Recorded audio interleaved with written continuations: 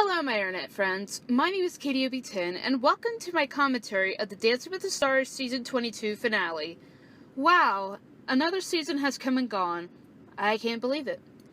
This season's finale was like the season premiere, a solid 6 out of 10. The musical guests disappointed me. You know what, I fucking hate Fifth Harmony. They're just slutty equivalents of One Direction. Nothing really grabbed my attention, except the last dances of some of the eliminated contestants. And let's all be fucking grateful that Geraldo and Misha didn't do a damn thing. And just so you guys know, Sasha reliving his crab glory is the greatest thing known in existence. No one can pull it off like he can. So let's start this review with the first night of the finale and work our way up to who won the mirror ball. It was reported that Ginger had a pelvic injury and it was unknown whether she could dance or not. She obviously did. And I will be the one to say this. What fucking injury? She looked like she was dancing or walking just peachy. I mean, it seems like every time there's a dramatic moment in the show, it always happens to one of Val's partners. By the way, did y'all see that Tamar Braxton got allegedly fired from The Real? Man, it wasn't a good weekend to be a former partner of Val Schmierkowski's. But back to the routine. It bored me. Watching Ginger dance is like watching paint dry, and I wasn't having this shit. I left to make food while she performed. I was going to be nice and let her have the chance to maybe actually wow everyone with her freestyle. What the fuck was that? Wanye got robbed of this fuckery? Ginger is nowhere even close to capturing the essence of Ginger Rogers. Do I even need to say it? Val Schmierkowski doesn't know tap worth his own dick size. The only male pro who should even have the decency to pay homage to the late great Fred Astaire is a blonde man that just celebrated his 31st birthday and has the stats of having 6 mirror balls, 2 Emmys, and pursuing his Broadway dreams. Every fucking thing about this freestyle was boring. I wanted to drink bleach just watching them bore us. This was the worst freestyle in the history of Val's Dancing with the Stars career, and I seen Bristol Palin be a whore in hers. I seriously need a break from Val and his shit. Anyone else agree?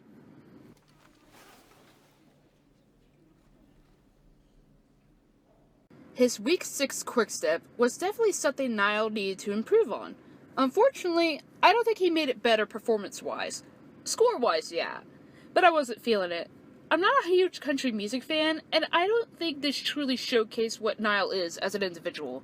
It seemed like he was still out of his element. Everyone has their strong dance and their weak dance, and other than the jive, I feel like the quickstep was one of Niall's weakest. Peta has always done the upbeat, party-starting type of freestyles. This was the first time that she had toned it down to create something more memorable and magical.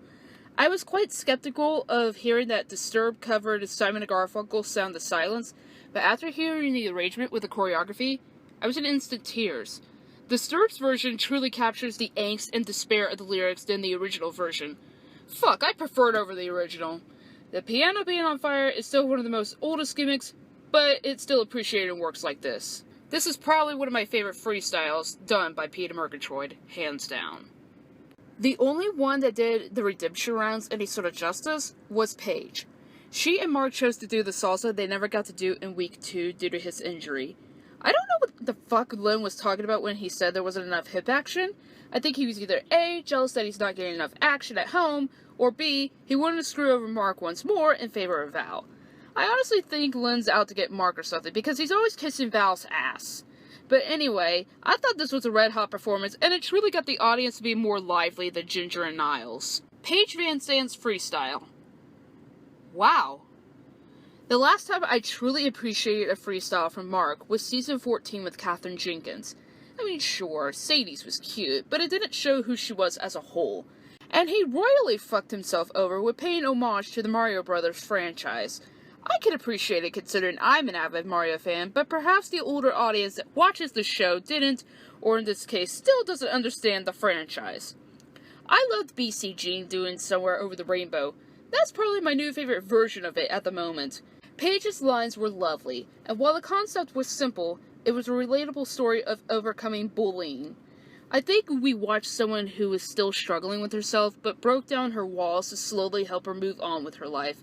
And whether Paige won or not, she, along with Niall, is going to be a role model and a true inspiration for anyone struggling. So as stated earlier, night 2 of the finale was weak as shit. From Slut Harmony to Pitbull, there wasn't a good lineup for musical guests. The bloopers and the edited interview with Kenny Mayne was probably one of the best things that came out of the night from my perspective. I love the eliminated contestants that did get the chance to perform. Man, I still love that jive from Jody and Keo. And am I the only one that was sort of disappointed that Wanye chose to perform his Charleston?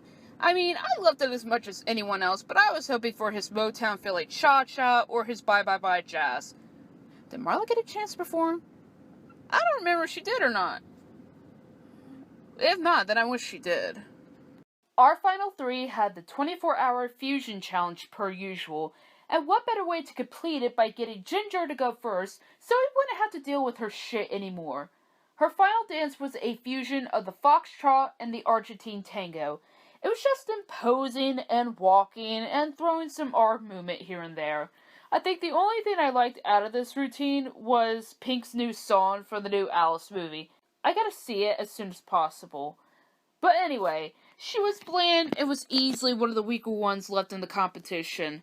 Lynn called her out for forgetting some of the routine, and I ain't gonna lie, that was the highlight of my week. Maybe ABC can learn their lesson from this. Stop putting your fucking employees on other shows that are on your network. We are not buying into this bullshit anymore.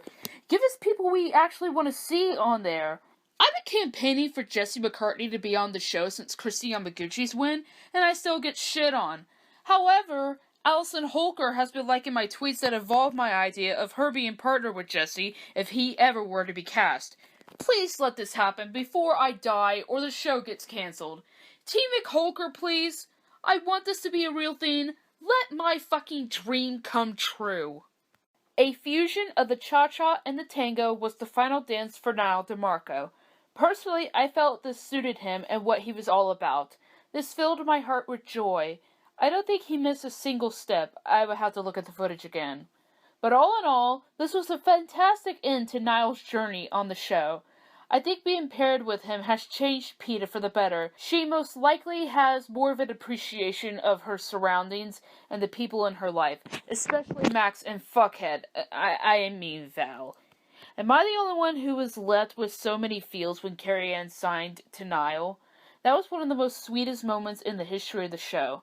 I don't think anyone, including myself, is going to forget that moment. Paige's fusion dance was good, but it didn't give me the wow factor that I wanted. The song was too slow to be considered for a jive or a salsa. Who the fuck chose the arrangement for the routine?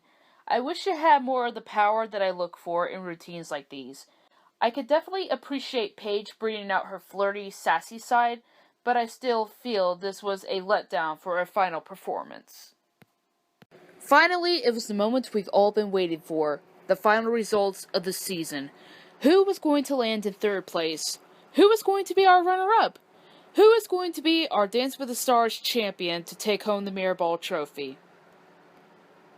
The couple that landed in third place was Ginger and Val. It's about fucking time. Thank God. I was cheering. I was so happy. This bitch didn't even deserve to be in the finale. She fucked over Wanye. She fucked over Jody. She fucked over every fandom, probably because of her employment. But I was so happy when Val didn't get a chance to win a Mirrorball again. Good fucking riddance, Ginger. I am not going to miss you one damn bit.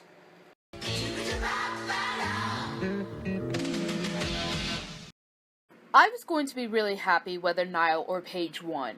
They both deserve the Mirrorball in their own way. Niall for being an inspiration to our others, and Paige for overcoming obstacles. In the end, our Season 22 champions are Niall DeMarco and Peta Murgatroyd. I had to cheer and applaud with my family. We were all very happy with the verdict.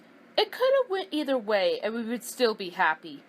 Now, I'm getting pissed off at the people who say Niall didn't deserve to win, that he played the sympathy card with his hearing loss.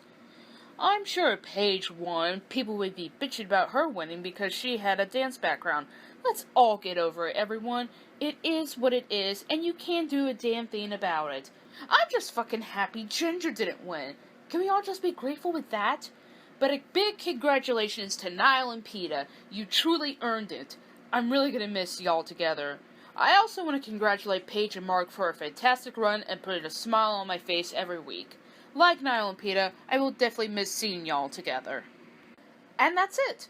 We are officially done with Season 22 of Dancing with the Stars. While I can easily say it wasn't one of the greatest seasons, it wasn't as horrible as I thought it was going to be. I just want fucking good names for next season.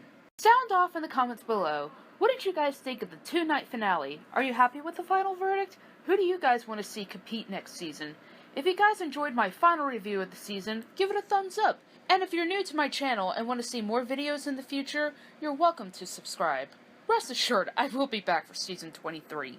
I want to thank each and every one of you for tuning in to me rambling every week and for dealing with me when I had to deal with Ginger. With me coming back for Season 23, I'm praying to the Dancing with the Stars gods for the return of Allison and Emma. I mean, I would love for Derek to come back, but, you know, I know he has a busy schedule ahead of him, what with Hairspray Live, and then starting production for Singing in the Rain in January. Now, you're probably asking yourselves, Katie, now that the season's over, what are you going to do? Well, I'll be heading to PopCon on June 17th, so I plan on vlogging my experience. And I'm hoping I'm able to attend Warped in July, so another vlog opportunity. I also have some pre-planned videos that will be coming very soon, so stay tuned for that. I hope you guys have a fantastic summer, and I look forward to sharing my thoughts about Season 23 in September. Until next time, take care everybody.